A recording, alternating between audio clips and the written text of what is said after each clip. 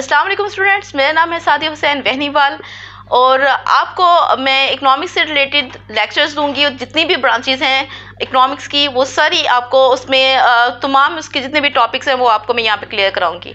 तो lecture start करने से पहले मैं शुक्रिया अदा करूंगी तमाम अपने स्टूडेंट्स का जिन्होंने मुझे मोटिवेट किया कि मैं आके आपको ऑनलाइन लेक्चर्स दूं, क्योंकि मेरे लिए पॉसिबल नहीं था कि तमाम क्लासेस को पढ़ाया जाए, क्योंकि लिमिटेड क्लासेस मिलती हैं यूनिवर्सिटीज़ में।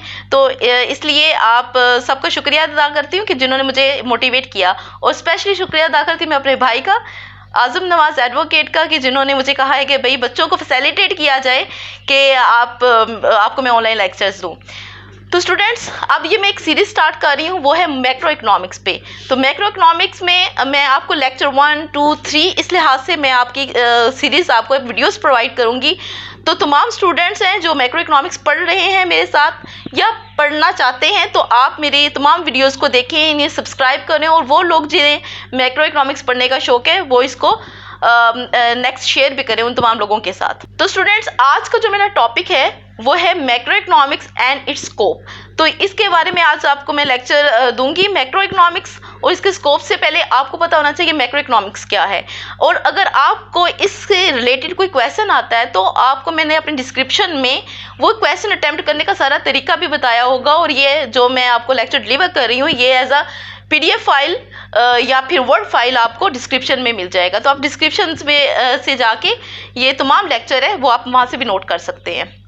तो स्टूडेंट्स, मैक्रो इकोनॉमिक्स और इसके स्कोप से पहले, जैसे मैक्रो में मैं आपको बता रही हूँ कि इकोनॉमिक्स के बारे में पता होना चाहिए। सबसे पहले आपको ये पता होना चाहिए कि इकोनॉमिक्स क्या है, उसकी डेफिनेशन क्या है। तो उसकी सबसे बेहतरीन डेफिनेशन आज तक जो की है वो है लियोन रॉबिन्स ने की है। उनके मुताबिक economics is a science which study human behaviour as a relationship between multiple ends and scarce mean with alternative uses. यानी अगर हम इकोनॉमिक्स को इन द शॉर्ट वर्ड या 2 लफ्जों में हम कहना चाहें तो वो है, हम इकोनॉमिक्स में अनलिमिटेड वांट्स, लिमिटेड रिसोर्सेज और उनके अल्टरनेटिव यूजेस किस तरह से किए जाते हैं उसके बारे में हम पढ़ते हैं। तो स्टूडेंट्स, ये तो था इकोनॉमिक्स के बारे में। अब मैक्रो इकोनॉमिक्स क्या है? तो मैक्रो इकोनॉमिक्स की डेफिनेशन मुख्तलिफ ऑर्थर ने की है। तो सबसे पहले मैं आपको जिस ऑर्थर के बारे में आपको बताऊंगी वो हैं ई शैप्रो। उनके मुताबिक economics relate to the income, employment and price. यानी ई शैप्रो के मुताबिक economics is relate to income, employment and prices. और इसके अलावा डेफिनेशन जो दी है जी एक्ले ने दी है। जी एक्ले के मुताबिक macro economics is relate to the aggregate economic activity. चलें, ये तो डेफिनेशन होगी मैक्रो इकोनॉमिक्स। यानी मैक्रो इकोनॉमिक्स में हम पूरी इकोनॉमी के बारे में पढ़ते हैं, ठीक है। जैसे अब माइक्रो इकोनॉमिक्स में हम सिर्फ एक इंडिविजुअल फर्म, इंडिविजुअल कोई रीजन है, इंडिविजुअल कोई एक चीज़ है जिसके बारे में हम कर रहे हैं, एक यूनिट है, एक फैक्ट्री है, उसके बारे में हम देख रहे होते हैं, ये एक कंज्यूमर के बारे में बात कर रहे होते हैं। लेकिन मैक्रो इकोनॉमिक्स में हम एज अ होल प्राइस ले रहे होते हैं पूरी कंट्री की, एज अ होल एम्प्लॉयमेंट ले रहे होते हैं, और एज अ होल जो इकोनॉमिक एक्टिविटीज़ हैं वो हम मैक्रो इकोनॉमिक्स में ले रहे होते हैं। तो स्टूडेंट्स, मैक्रो इकोनॉमिक्स अब स्टार्ट किस तरह से हुई थी, उसकी हिस्ट्री क्या है, क्योंकि ये एक ब्रांच ही थी इकोनॉमिक्स, सिर्फ इकोनॉमिक्स के लिहाज से। जैसे कि आपको पता है एडम स्मिथ इनके फाउंडर हैं। तो लेकिन ये अब मैक्रो इकोनॉमिक्स इसकी ब्रांच किस तरह से इससे सेपरेट हुई? 1930 में जब ग्रेट डिप्रेशन आया। अब ग्रेट डिप्रेशन किस तरह से आया था कि सेज ने, ये क्लासिकल जितने भी इकोनॉमिस्ट थे, उन्होंने अपना एक मॉडल पेश किया जिसमें वो कहते हैं कि supply creates its own demand. ये सेम प्रोफेसर से के मुताबिक supply creates its own demand. लेकिन यानी उन्होंने कहा है कि आप चीज़ें प्रोड्यूस करें, वो खुद ही उनकी डिमांड होगी, वो सोल्ड आउट हो जाएंगी। लेकिन ऐसा नहीं हुआ। इसकी वजह से हमारी तकरीबन 9000 से ज़्यादा जितने बैंक थे वो करप्ट हो चुके थे। और इसके अलावा लोग अनएम्प्लॉय होके सड़कों पे फिरने लगे थे, क्योंकि चीज़ें तो प्रोड्यूस हो रही थी। और जो इंडस्ट्रीज थे उन्होंने बहुत ज़्यादा लोन भी ले लिया था। अब वो लोन भी लिया हुआ था, लेकिन वो आगे अपने क्योंकि ये चीज़ें बिक नहीं रही थी, तो वो अपने जितने एम्प्लॉय हैं उनको पे भी नहीं कर पा रहे थे। तो इस दौरान में क्या हुआ, अनएम्प्लॉयमेंट बहुत ज़्यादा होगी। लिहाजा ये चीज़ के फ्लेक्सिबिलिटी है प्राइस में, फ्लेक्सिबिलिटी है एम्प्लॉयमेंट में, तो ऐसा कुछ भी नहीं था।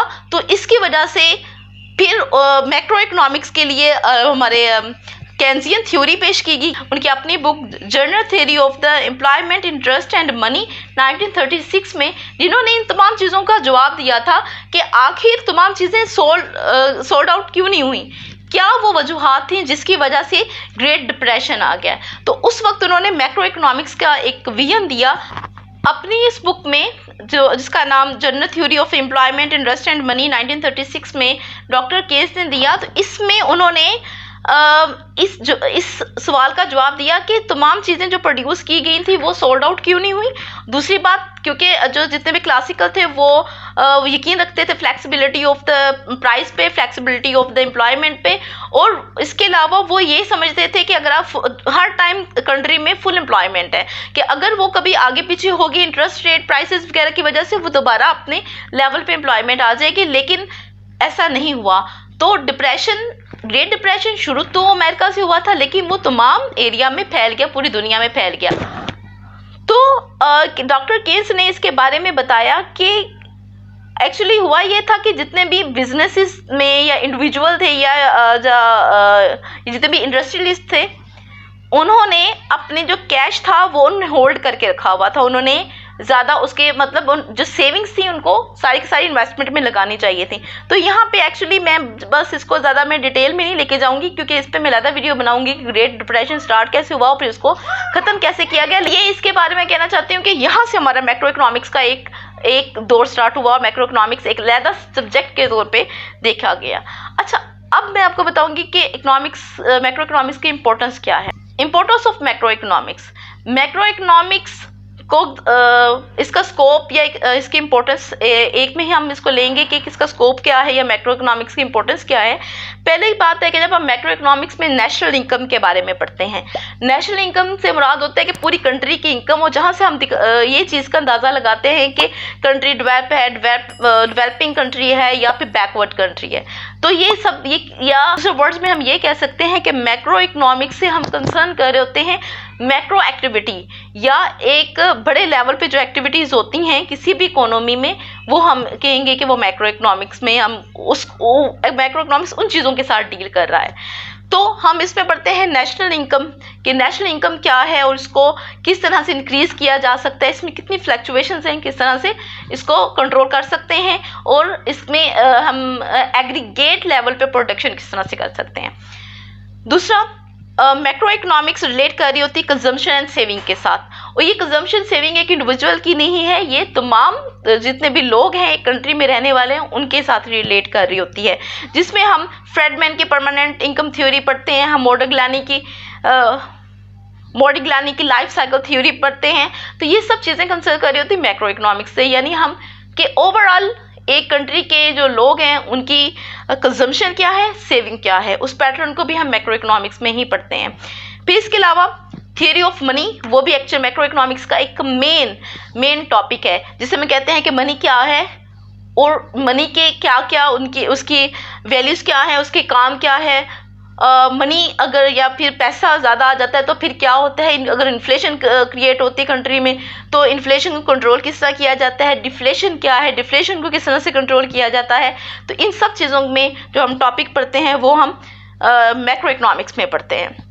और आपने कभी सुना होगा कि मैक्रो इकोनॉमिक्स में फिलिप्स कर्व है या कुछ ऐसी थेरीज हैं जो कि इनकम के साथ रिलेट कर रही होती हैं, वो भी एक्चुअली मैक्रो इकोनॉमिक्स का ही सब्जेक्ट होता है। तो स्टूडेंट्स, एक और इसकी इम्पोर्टेंट जो इसका स्कोप है या इम्पोर्टेंस है मैक्रो इकोनॉमिक्स की, वो ये है कि वो इकोनॉमिक स्टेबिलिटी के साथ रिलेट कर रही होती है। इकोनॉमिक स्टेबिलिटी मतलब हम देखते हैं कि अगर कंट्री बाहर की कंट्रीज़ के साथ ट्रेड कर रहा है तो बैलेंस ऑफ पेमेंट में डेफिसिट है या नहीं है, कंट्री में डेफिसिट है या नहीं है, टर्म ऑफ ट्रेड क्या है, टर्म ऑफ ट्रेड को किस तरह से बेहतर किया जा सकता है, किन कंट्रीज़ के साथ हम ट्रेड करते हैं, किन के साथ नहीं किया जाता, और ट्रेड से रिलेटेड भी हम इसमें टॉपिक पढ़ते हैं। मैक्रो इकोनॉमिक्स ट्रेड से रिलेटेड भी हम टॉपिक को क्लियर करता है। तो इस वजह से हम मैक्रो इकोनॉमिक्स को एक बड़े स्कोप पे देखते हैं। मैक्रो इकोनॉमिक्स एक इम्पॉर्टेंट टॉपिक के साथ डील करती है, वो है theory of growth. Theory of growth actually Keynesian के साथ रिलेट करता है, वो इनकम, एम्प्लॉयमेंट, इंटरेस्ट रेट को लेते हुए बताता है कि कंट्री में ग्रोथ किस तरह से की जाती है। यानी मैक्रो इकोनॉमिक्स कि जहाँ वो हर एक चीज़, वो एम्प्लॉयमेंट, मनी, इन्फ्लेशन के साथ रिलेट कर रही होती है, वहाँ पे वो एक ग्रोथ के साथ भी रिलेट कर रही होती है कि कंट्री में ग्रोथ किस तरह से की जाए। ये थी हमारे मैक्रो इकोनॉमिक्स से रिलेटेड हमारा लेक्चर, और इंशाल्लाह नेक्स्ट लेक्चर में आपको मैं बताऊंगी कि इनकम फ्लो क्या है, national income flow, 2 sector, 3 sector, इंशाल्लाह इनके बारे में बताऊंगी। और उम्मीद करती हूँ कि आपको मेरा लेक्चर समझ आया होगा। अगर किसी को प्रॉब्लम है मेरे लेक्चर 1 में, या फिर आपको कोई चीज़ समझ नहीं आई, तो आप मुझे कमेंट बॉक्स में बता सकते हैं, या जो स्टूडेंट्स का एक्सेस है यूनिवर्सिटी में मेरे तक, तो वो मुझे आके वहाँ पे भी बता सकते हैं कि आपको कौन से पॉइंट है जो आप समझना चाहते हैं, या कौन सी बुक है जिस पे सीरीज़ बनाई जाए, तो वो भी इंशाल्लाह मैं आपको ज़रूर उस पर गाइड करूँगी। तो उम्मीद करती हूँ कि आपको आज का लेक्चर समझ आया होगा। मुझे कमेंट बॉक्स में ज़रूर बताइएगा, और नेक्स्ट वीडियो तक के लिए अल्लाह हाफिज़।